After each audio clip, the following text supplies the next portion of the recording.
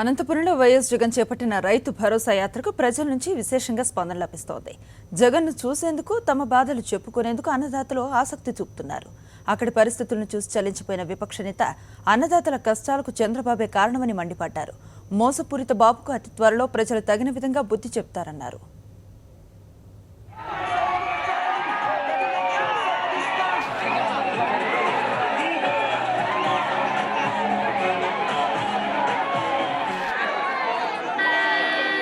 అనంతపురం జిల్లాలో సాగుతున్న 5వ విడత రైతు భరోసా యాత్రలో భాగంగా 3వ రోజు వైఎస్ జగన్ తాడిపత్రి నియోజకవర్గంలోని యాడికి, పెద్దపప్పూరు మండలాల్లో పర్యటించారు. పెద్దపప్పూరు మండలం రామకోటిలో ఆత్మహత్య చేసుకున్న నాగరాజు కుటుంబాన్ని, మచ్చుకోట గ్రామంలో ఆత్మహత్య చేసుకున్న లీలా కృష్ణమూర్తి అనే రైతు కుటుంబానికి భరోసా కల్పించారు.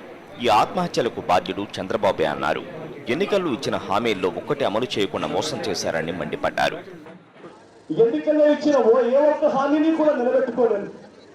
ఎన్నికలు అయ్యేదాకా అబద్ధాలు చెప్పారు, ఎన్నికలు అయిన తర్వాత అందరినీ మోసం చేశారు. ఇటువంటి చంద్రబాబు నాయుడు గారు చేసింది ఏమిటి ఈ 2 ఏళ్లలో అంటే మాత్రం విడిగా అవినీతి మాత్రం చంద్రబాబు నాయుడు గారు చేశారు.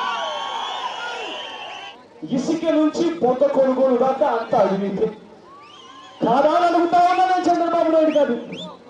అయ్యా చంద్రబాబు నాయుడు గారు, ఇవాళ రాజధాని భూముల దగ్గర నుంచి చివరికి గుడి భూములు అమ్మేదాకా ఇవాళ అభివృద్ధి జరగడం లేదని అడుగుతా ఉన్నా. గుడిలో శివుణ్ణి మిగుతున్నావు, శివలింగాన్ని కూడా మిగుతా ఉన్నావు అని చెప్పి నీకు అర్థం లేదని అడుగుతా ఉన్నా. ప్రజల గొంతు వినకూడదన్న ఉద్దేశంతోనే ప్రతిపక్షం లేకుండా చేయాలని ఎమ్మెల్యేలను కొనుగోలు చేస్తున్నారన్నారు. అందుకు 600 కోట్లు ఖర్చు చేసినట్లు వైఎస్ జగన్ చెప్పారు. ఇప్పటికి 18 మందో 19 మందో ఎమ్మెల్యేలను కొనుగోలు చేశాం. 18 మందో 19 మందో ఎమ్మెల్యేలను కొనుగోలు చేసి ఒక్కొక్కరికి 30 కోట్ల రూపాయలు చొప్పున లెక్కేస్తే 600 కోట్ల రూపాయలు ఎక్కడి నుంచి వచ్చింది చంద్రబాబు నాయుడు గారు మీకు అడుగుతా ఉన్నా. తెలంగాణ ప్రభుత్వం కృష్ణా, గోదావరిపై అక్రమ ప్రాజెక్టులు నిర్మిస్తున్నా వాటిని చంద్రబాబు సర్కార్ అడ్డుకోవడం లేదని మండిపడ్డారు.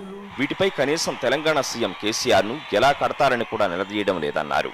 దీనిపై ప్రశ్నిస్తే ఓటుకు కోట్లు కేసులో ఆడియో, వీడియో టేపులు బయటకు తీసి కేసీఆర్ జైల్లో పెట్టిస్తారని చంద్రబాబు భయపడుతున్నారన్నారు.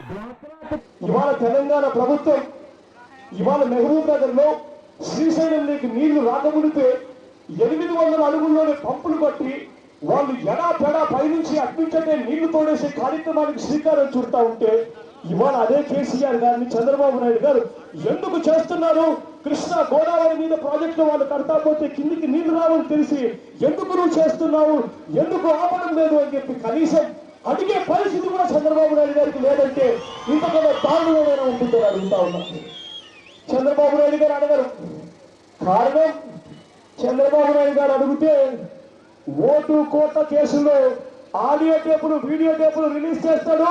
చంద్రబాబు నాయుడు గారిని జైల్లో పెట్టిస్తాడు కేసీఆర్ కాబట్టి అడిగే పరిస్థితి లేదు. సిబిఐ కేసులకు భయపడి ప్రత్యేక హోదాను కేంద్రం వద్ద తాకట్టు పెట్టారన్నారు. ప్రత్యేక హోదాపై ప్రధాని నరేంద్ర మోదీని గట్టిగా అడిగితే 2 ఏళ్ల అక్రమాలపై సిబిఐ కేసులు నమోదు చేయించి జైలుకు పంపుతారని భయపడుతున్నారన్నారు. చంద్రబాబు తీరులో మార్పు రావాలంటే ప్రజలు ఒత్తిడి తీసుకురావాలన్నారు వైఎస్ జగన్. ఈసారి ఎన్నికల్లో టీడీపీ ప్రభుత్వాన్ని బంగాళాఖాతంలో కలిపేందుకు అందరూ కలిసి పోరాడాలన్నారు.